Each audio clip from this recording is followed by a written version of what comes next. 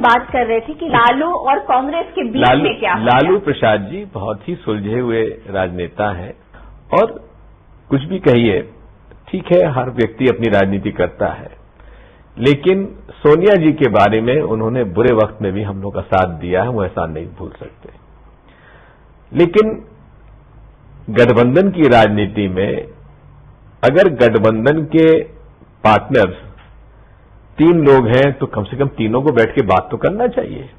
अगर 3 में से 2 लोग बैठ के फैसला कर लेते हैं तो भाई ये तो कोई न्यायपूर्ण बात नहीं हुई। अगर 3 बैठ के बात करते हैं, ऐसे हम लोगों का समझौता की बातचीत जब विधानसभा के चुनाव हुए थे तब भी हुए थे, तो पासवान जी, लालू जी और हम तीनों बैठ के काफी हम लोगों की मीटिंग हुई, लेकिन उस समय पासवान जी का नजरिया दूसरा था, वो उनका एक अलग एजेंडा था, तो इसलिए उन्होंने हमारे साथ मिलकर चुनाव नहीं लड़ा।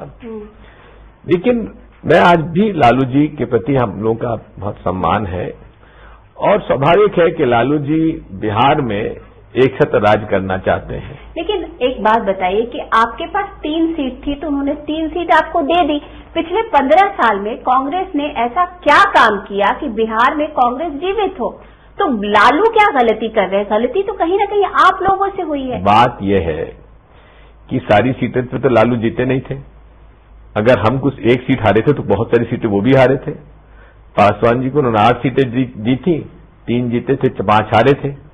तो हारने वाली सीट पर तो समझौता हो सकता था कि वो भी उन्होंने आपस में बांट लिया, हम लोगों को दूर रखा। तो ये गठबंधन का धर्म। लालू जी का एक इंटरव्यू आया था और उसमें उन्होंने कहा कि सोनिया जी तो बहुत अच्छी हैं, राहुल जी भी अच्छे हैं, और लेकिन जो सोनिया जी के जो बैकरूम बॉयज हैं वो आप लोगों की तरफ ही पॉइंट आउट कर रहे थे कि बैकरूम बॉयज जो है वो गलत सलत सोनिया जी को सलाह देते हैं। बात कलाकारी की लालू जी की यही है कि बिहार में कांग्रेसियों को मारते हैं और यहां दिल्ली में आकर वो सोनिया जी की प्रशंसा करते हैं। तो आप लोगों को लगता नहीं कि आप लोग बहुत नेव पॉलिटिशियन हैं कि आपके जितने एसोसिएट्स थे सब आप लोगों पर इतने हावी होते चले गए और आप लोग इतने सालों से 5 साल से सरकार में रहे भी, सरकार का पूरा तंत्र आपके साथ था और उसके बावजूद भी आप अपनी पार्टी को बढ़ा नहीं पाए। ये तो नतीजे बताएंगे आपको कि हम लोग कितने आगे बढ़े हैं। अभी आपने कैसे कह दिया कि आप नहीं बढ़ा पाए?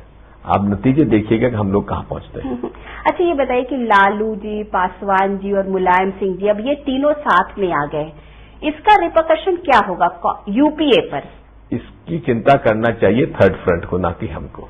वो तो थर्ड फ्रंट में उनको इनवाइट किया जा रहा है। तो अगर वो थर्ड फ्रंट में शामिल होंगे तो मायावती कहां जाएंगी? प्रधानमंत्री कौन बनेगा? कांग्रेस ने मनमोहन सिंह जी को इतने, मतलब ये पहली दफा हुआ है कि एक प्रधानमंत्री को डिक्लेयर कर दिया गया है इलेक्शन से पहले।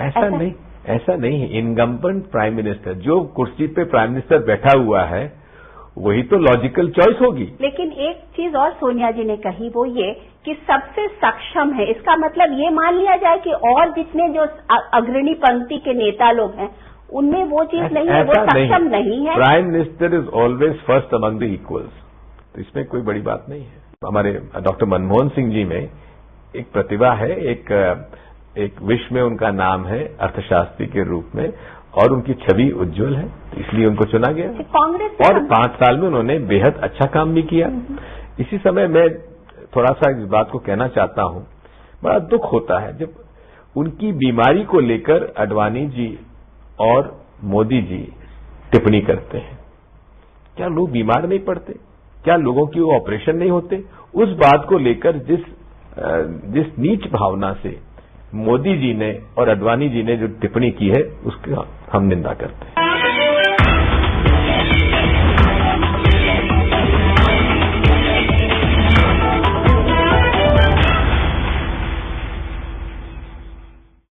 To watch more, log on to www.news24online.com.